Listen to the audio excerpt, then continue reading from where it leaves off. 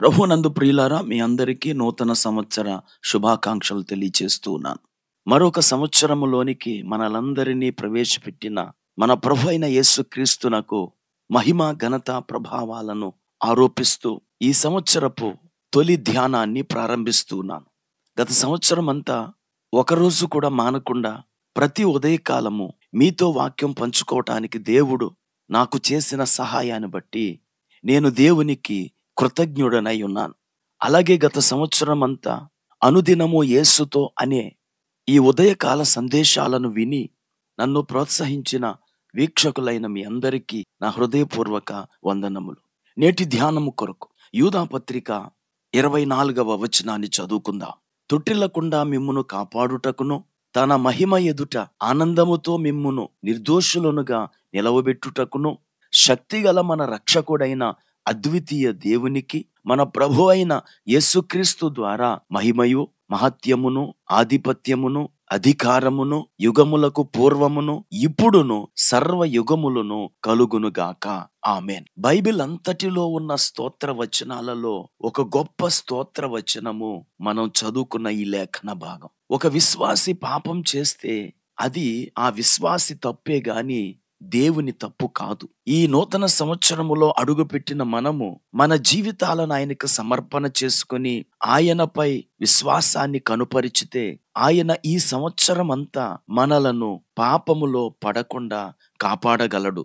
37వ కీర్తన 23వ వచనంలో ఒకని నడత యెహోవా చేతనే స్థిరపరచబడును అని మనం చదువుతాం. అంటే సరి అయిన ప్రవర్తన, సరి అయిన జీవిత విధానాన్ని మనకు నేర్పించేది దేవుడేనన్నమాట. శోధనలు రావా అంటే శోధనలు వస్తాయి.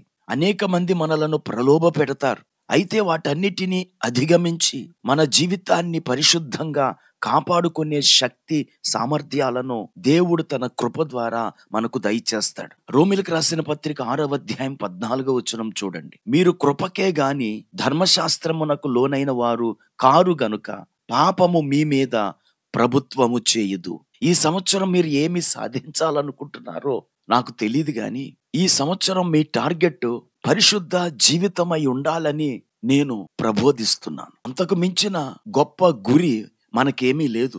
ఎన్నో సంవత్సరాలు మన మీద నుండి దొర్లిపోయాయి. ప్రతి సంవత్సరం జనవరి 1వ తారీఖున ఈ సంవత్సరం నేను పాపంలో పడిపోకుండా ఉండాలని అనుకున్నాం. గడిచిన సంవత్సరాలలో ఎన్నోసార్లు పాపములో పడిపోయాం. ఈ సంవత్సరం మనము తొట్టిల్లకుండా ఉండుట కొరకై దేవుని కృపకు మనల్ని మనం అప్పగించుకుందాం. ఒక భక్తుడు పదే పదే సులువుగా చిక్కులు పెట్టు పాపములో పడిపోతూ ఉంటే సొమ్మసిల్లిపోయిన ఆ భక్తుడు ప్రభు దగ్గర విలపించాడు. అప్పుడు ప్రభువు అతనికి ఒక దర్శనమిచ్చాడు. ఆ దర్శనములో ఆ భక్తుడు ఒక చిన్న నదిలో పడవ మీద ప్రయాణం చేస్తున్నాడట. ఆ నది మధ్యలో ఒక బండ ఉన్నది. అతడు ప్రయాణిస్తున్న ఆ పడవ ఆ బండకు పదే పదే ఢీకొనుచున్నది. తద్వారా అతని ప్రయాణము ముందుకు వెళ్ళటం లేదు.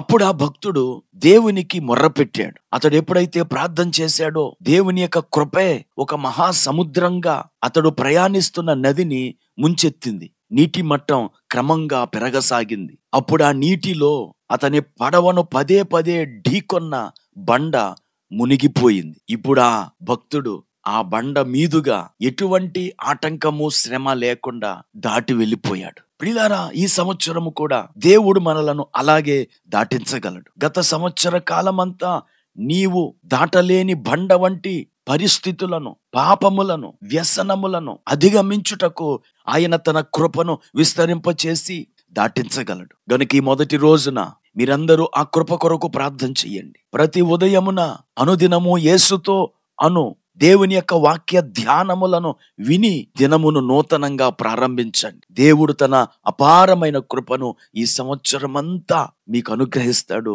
ఈ సంవత్సరం విజయంతో ముగిస్తాం. ప్రార్థన చేసుకుందాం. కృపా కనికరము కలిగిన మా తండ్రి, నీకు వందనాలు. మాపై దాటిపోయిన గత సంవత్సరాలలో అనేక పర్యాయాలు మేము తప్పిపోయాం. కానీ ఈ 2025వ సంవత్సరంలో తొట్టిల్లకుండా మమ్మలను కాపాడి జయ జీవితమును మాకు అనుగ్రహించమని యేసుక్రీస్తు నామములో ప్రార్థించి వేడుకుంటున్నాము. ఆమేన్.